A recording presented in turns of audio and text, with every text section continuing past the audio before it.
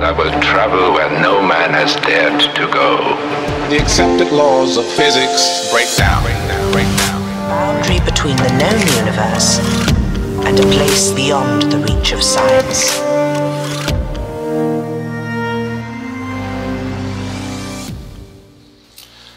Okay, so right now we're going to begin to discuss inelastic collisions. So with an inelastic collision, some of the energy that is normally held within the system is going to be transformed into heat. So it means that the objects are actually going to change shape. So if you think of inelastic, think of in, and that's where some of the energy is going to go. It's going to go into the transformation of the physical shape of the car, or in which will also cause heat. So if we look at this problem here, we have a 1,250 kilogram car is moving down the highway with a velocity of 32 meters per second. When it bumps into the car ahead of it, which has a mass of 875 kilograms and a velocity of 25 meters per second. After the collisions, the two cars stick together. What will be the resulting velocity of the two cars together? How much energy will be lost in the collision? So first, the important thing is that we see that the cars are going to stick together, so we know it's inelastic because they are changing shape, and therefore that's going to require some energy. So let's go ahead and call out our variables.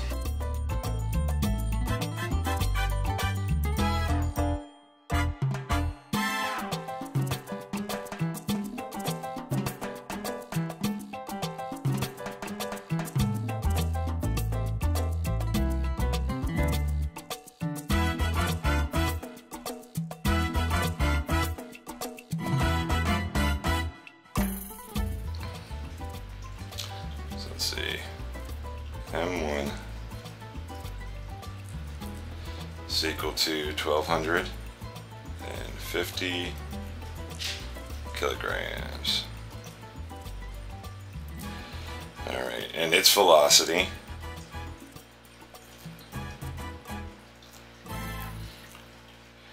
is going to be equal to 32 meters per second. And then it's also supplied to us that the mass of this vehicle, M2, will be equal to 875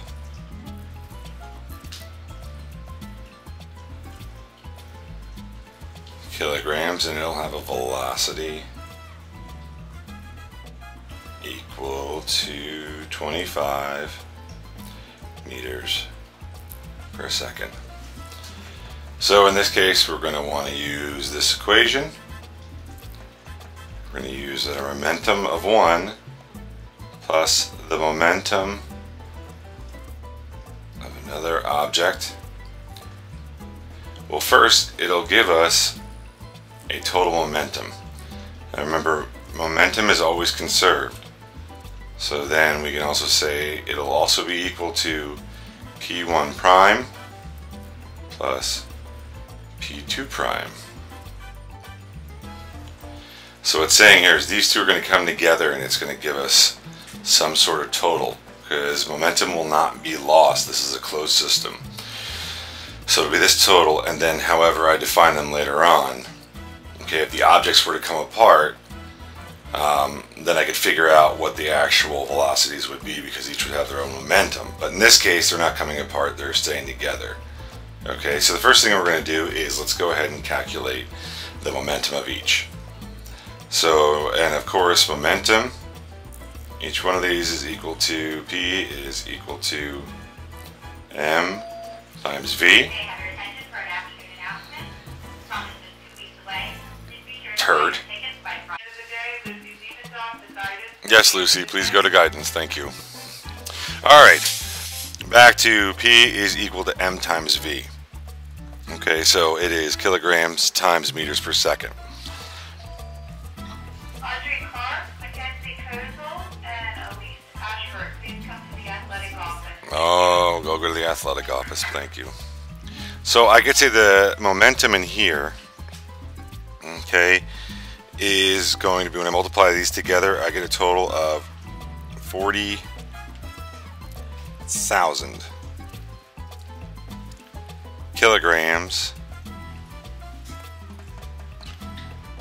times meters per second. And in this system over here, I'm going to get a total of, I'm going to get P2, and this one's going to be equal to 21,875 kilograms times meters per second. So in this case, when we look at this, we will now see that there is some sort of total system that's going to take place. So let me go over here and just erase this. And now I'm going to call this over here P total. And I'm going to get the total just by simply adding P1 and P2 together. And I'm going to get from there, I'll get P total.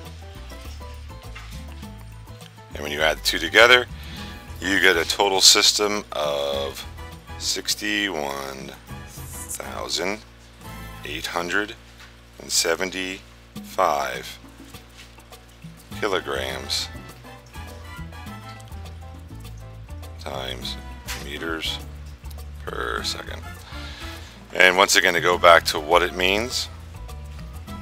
Okay, so we have this first object going down here, and it has 1,250 kilograms of mass.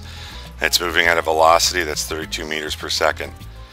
Okay, another object, they're both moving in the same direction. This one has a mass of 875 kilograms, and this one is moving at 25 meters per second. So I take the mass times velocity of each. Okay, and then I'm just going to combine them to find the total in a system.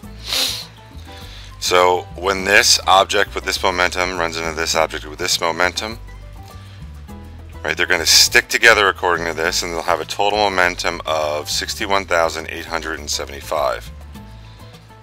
So let's go ahead and take this object. There you go. And now it's one super giant object with this momentum here. Okay, so as well as actually discovering this, now I can go back and I can find out that this super object will now have a mass of its own and a velocity of its own. So if I go back in here, just as these two were individual objects, I'm going to go through now and calculate them as if they were the same exact object. Okay, so I have P2, P1, M2, M1, and now I'm going to go ahead and calculate them like they're one giant object. So the first thing I'm going to do is I'm going to add up the masses together.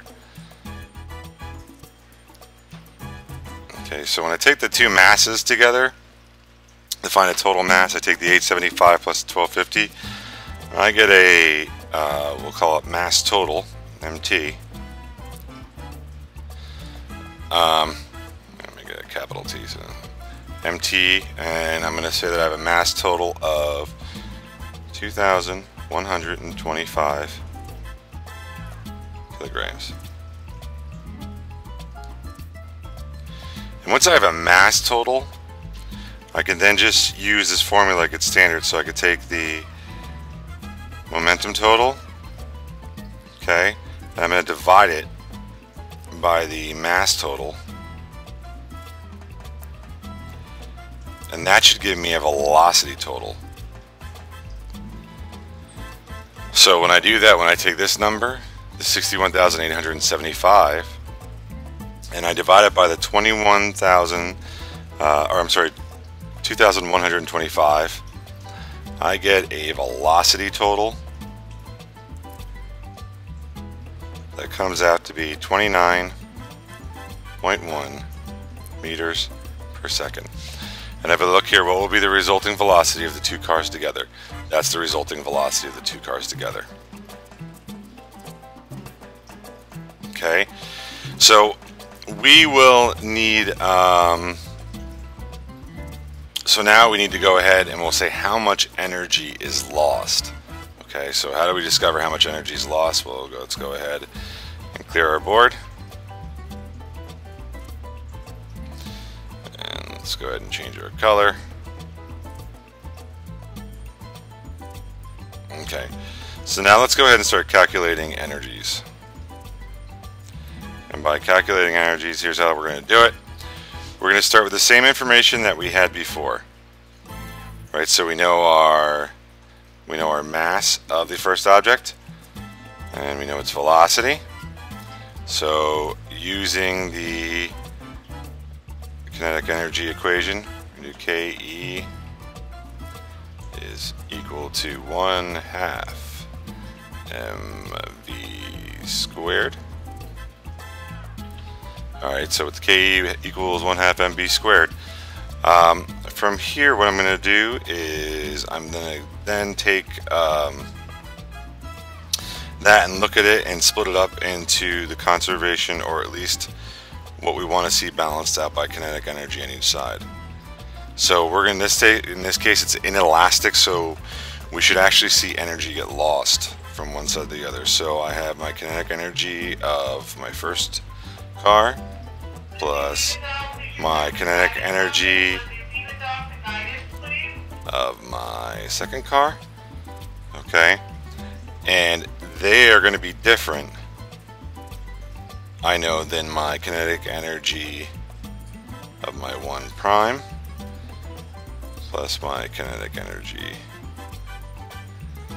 of my 2 prime. I'm sorry, 2 prime. And where's the energy going to go? It's going to go into this transformation right here. These are now bumped together, they're crunched together, so there was a physical change. So once again, stuff got damaged and mixed together, and now you have friction holding everything together, and that's where some of the energy is going to be lost thermally. So now from here, what I do is the 1/2 mv squared. I'm going to use that mass square time, or multiply it times 32 squared, and then multiply it by 0.5.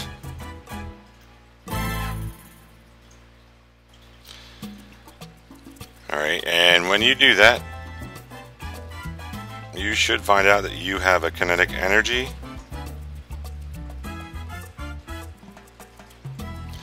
for object 1. Your kinetic energy for object 1 should be at 640,000 joules. And you repeat that same thing over here with 875, right, times 25 squared, and then multiply that by 0.5 or divide it by 2, however you like to do it. And when you do that, you should get a kinetic energy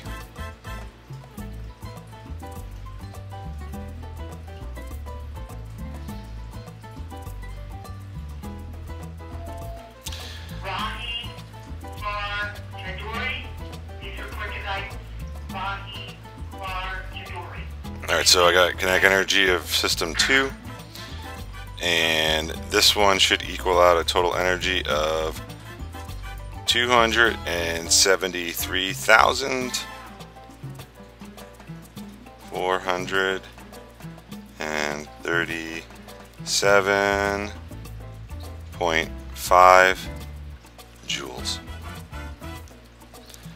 So on this side, before, I can call it now KE.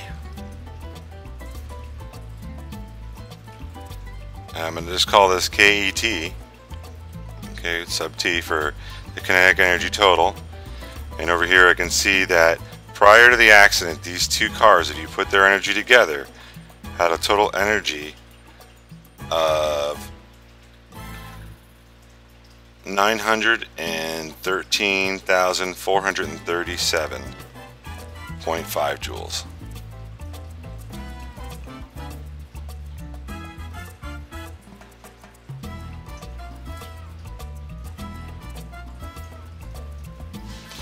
So now, how do we find out what happens after the accident?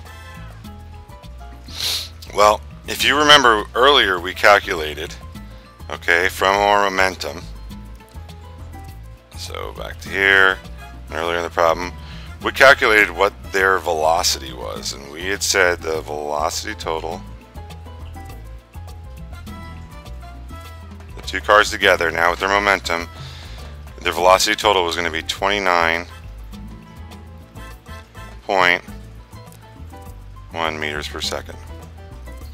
So here's what we do now. We know that they now have a new mass total, okay, that we also calculated earlier from the prior equation. And that, we said that their new mass total was 2,125 kilograms. And that's what they've become. So, how do you think you find the new kinetic energy? That's right, boys and girls. You're going to go ahead and you're going to square this and then multiply it by that. And then go ahead and multiply that by a half. And that'll give you your new kinetic energy. Oh yeah. Oh yeah. Oh yeah. So you should get your new kinetic energy, and I'll give you a second to do it. Pause it.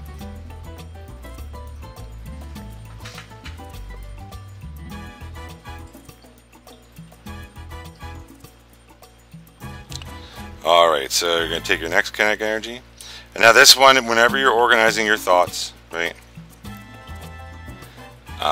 Even here, you want to make sure you use primes.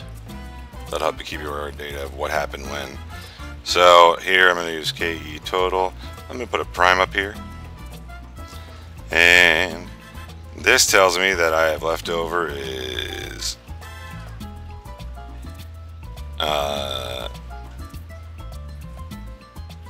899,735.625 joules of energy. So now to find out how much was lost, I simply take the 913,437.5 and subtract it by the kinetic energy total of the prime. And when I do that,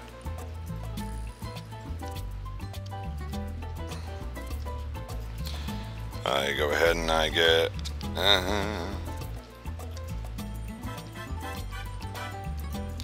I get 13,701.875 joules of energy are lost in the transition of heat as these two cars collide and stick together.